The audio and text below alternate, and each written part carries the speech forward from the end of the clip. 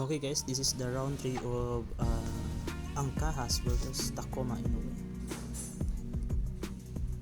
Napakaganda ng mga distansya na ginagawa ng both fighter dito mga lods.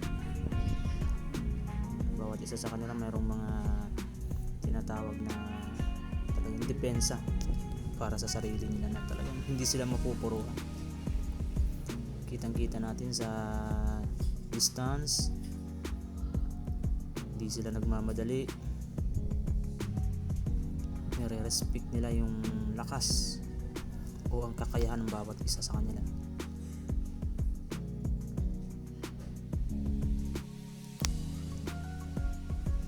Sa round 3 na ito mga lods, medyo may mga malinis na pinapatama si Tacoma Inoue na kumokonekta sa kay Angkahas.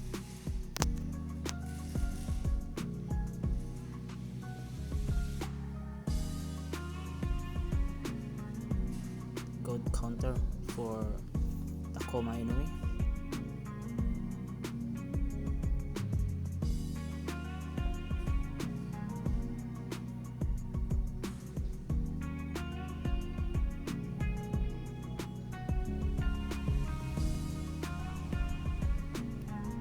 Mahirap pasukin si Tacoma Inoue mga lods. Mabilis kahit na medyo open yung depensa niya pero talagang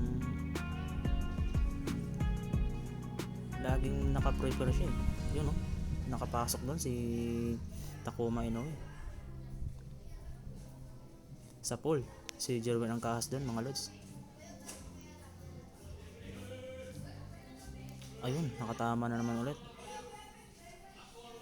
si Tacoma Inoue doon.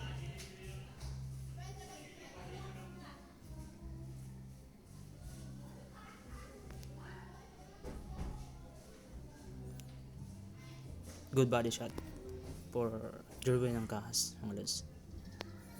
Oh wow, napaka-solid.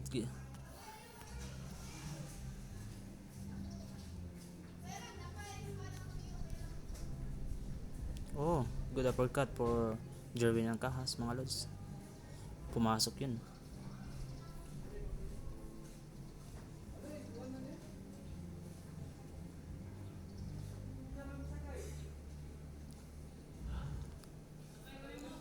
That is the end of the round 3.